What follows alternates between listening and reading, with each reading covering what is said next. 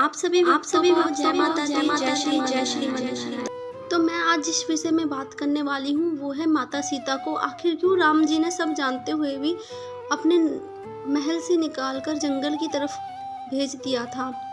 तो राम जी, बहुत सारे लोग कहते हैं कि राम जी राजधर्म के आगे विवश थे और वो लोगों को उस समय राजा थे और राजा का धर्म होता है कि जनता की बात सुने। क्या ये सत्य है?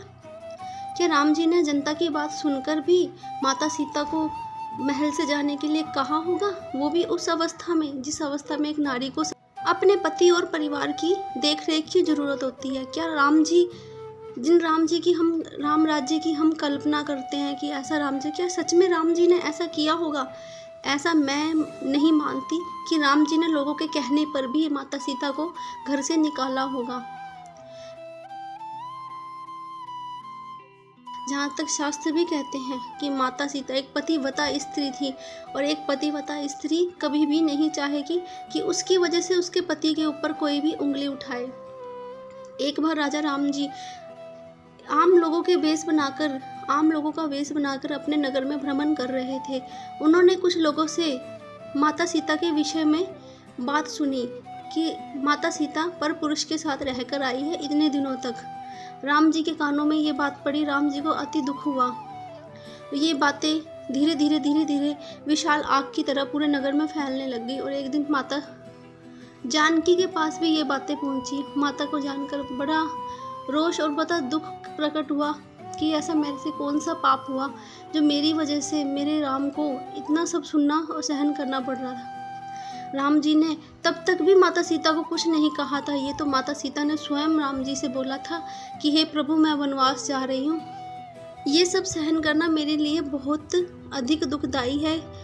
मैं इस नगर में हूँ, अगर मेरे इस नगर में रहने से आपके ऊपर कोई उंगली भी उठती है तो मैं यहाँ से जाना ही उत्तम समझती हूँ। पूरे परिवार ने माता सीता को रोकने का बहुत प्रयास किया था, पर माता सीता वहाँ से चली गई थी वन को, वो भी उस अवस्था में जिस अवस्था में वो गर्भवती थी। तो हनुमान जी स्वयं उनको छोड़ने के लिए गए थे। तो ये है माता सीता की कहानी, जो मुझे ऐसा लगता है। बाकी जो ये पूरी रामायण है भगवान का ही एक चक्रव्यूह था, भगवान की एक सोची समझी लीला थी, वरना रावण की इतनी हिम्मत नहीं थी कि माता सीता को वो हाथ भी पकड़ने जितना भी स्पर्श कर पाए, क्योंकि माता सीता एक सती एक पतिव्रता नारी थी जिसको हाथ लगाता रावण तो उसी समय भस्म हो जाता। ऐसा कहा गया है शास्त्रों में कि जिसका हाथ पकड़ के रावण लेके गया था वो माता सीता की छाया थी।